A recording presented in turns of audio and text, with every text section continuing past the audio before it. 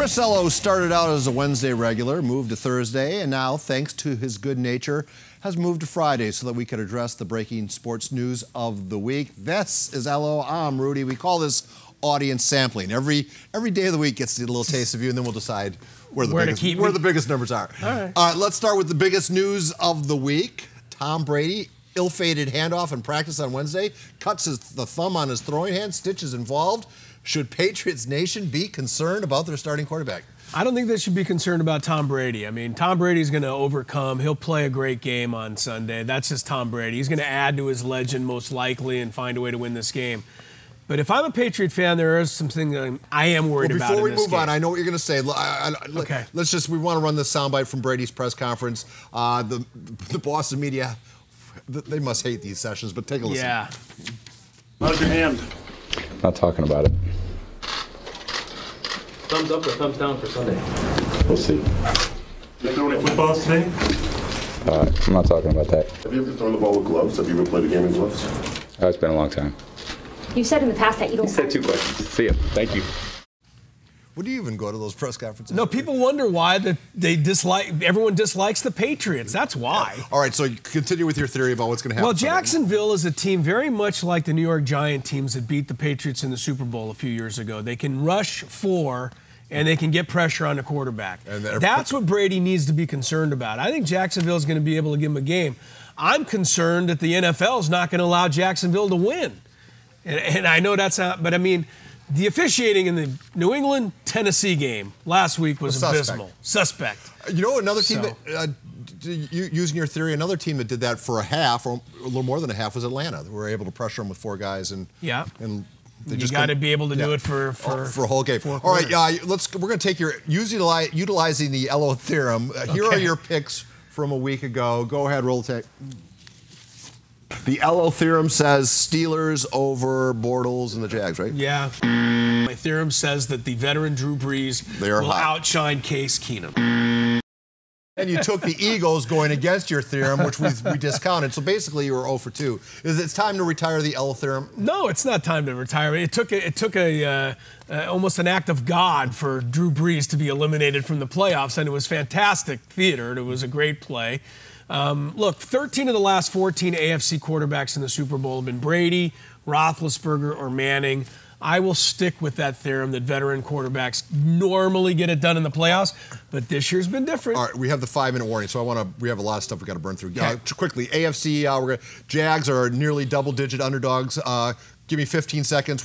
Who's going to win and why? I like the Jags, but I honestly just can't see the NFL allowing the Jaguars to go to the Super Bowl. You think the refs have their thumb Somehow there'll be a way the Patriots survive. NFC side of the ball, Vikings, I believe, are 3.5 road favorites. Yeah. Who wins that game and why? They shut out Drew Brees for a half. That was where they really won that playoff game last week. If they can control Drew Brees, I think they can control Nick Foles for a whole game. I think the Vikings are a better team. They should win. Using that monitor right there, you asked us to assemble a montage of these memorable NFL moments. Why? All right, here is the longest game, divisional playoff, Zonka carrying in overtime for the Miami Dolphins, setting up the game-winning field goal to beat the Kansas City Chiefs. Now, the next year was the Immaculate Reception. That was also a divisional playoff game, and maybe the most famous catch in football history by Franco Harris until last Sunday. Sea of Hands was in 1974. Clarence Davis pulls the ball away from 3 Miami Dolphins. Also a divisional playoff game. And then the Hail Mary in 1975. Cringe, sorry, Paul, don't look. Yeah, That's Nate Wright, by the way, the former Aztec who got pushed down by Drew Pearson. Goes to the post. Oakland beats Baltimore, another famous divisional playoff game. Epic in Miami, 1981. Benershka finally wins it in double overtime. Another epic divisional playoff game. And then, of course, we had what happened last Sunday. And this was just a great sports moment. Everybody wants to come up with a reason why and what happened. And that was excitement, and that's sports at its greatest. But here's the problem for the Vikings, and they have to figure out a way to be the first to do it. Every one of those iconic moments, every one of those teams that won those iconic games did not win the Super Bowl. Yeah. So let's see if the Vikings can be the first one to take an iconic moment all the way to the championship. Now, boy, you really did your homework for this segment. I just love going back to those games. Serious news. The kid from Washington State, Tyler Helinski, takes his own life at the age of 21. The reason why it's important to us San Diegans is because the last football game he played was right here at the stadium formerly known as the Q, now known as the Cred. It should be important to young people everywhere, and I think it is. I think the article that the Matt Calkins wrote about him thinking of having these thoughts, a columnist who used to work in San Diego. Look, here's the bottom line. I know you have a lot of young people who watch KUSI sports, and I hope that Tyler Helinski's tragic death doesn't, as you say, go in vain.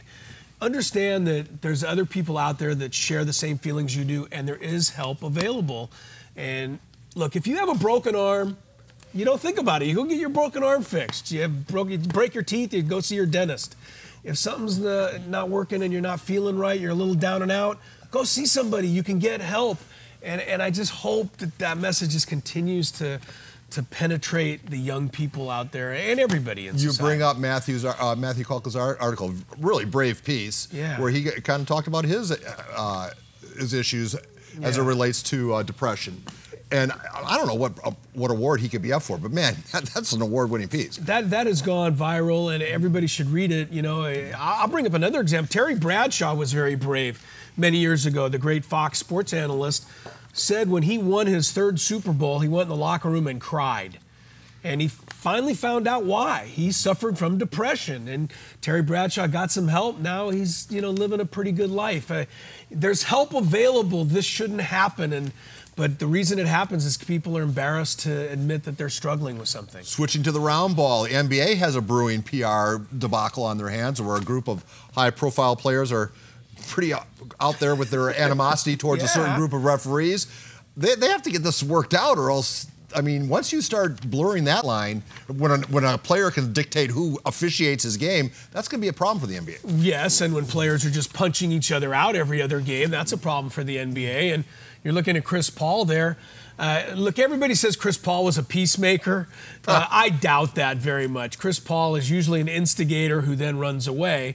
But the bottom line is right now in the NBA, Aaron Aflalo, who threw a haymaker of a punch for Orlando, 2-game suspension, that's nothing. I mean, the NBA, these guys sit out to rest games all the time. The NBA's got to get serious about this and put some serious penalties on these guys, or they're going to have a problem getting out of control. All right, let me do some, let's take the video full here, guys. PGA Tour is making its last stop before they come to Torrey Pines and play the Farmers. They're at La Quinta, playing all the courses out there. Hopefully John Daly will bury the outfit. Oh, there's the Bob Hope mobile. John Daly always dressing well, chipping out of the crater here. We now know Adam Hardwin likes his drinks on the rocks, and Lefty wants a cold one after this chip. I'll tell you this, Andrew Landry is leading the way at 16 under par, but we have about 15 seconds left, Chris, as we're looking at these highlights. Who's going to win the Farmers Insurance next week? Nick Watney.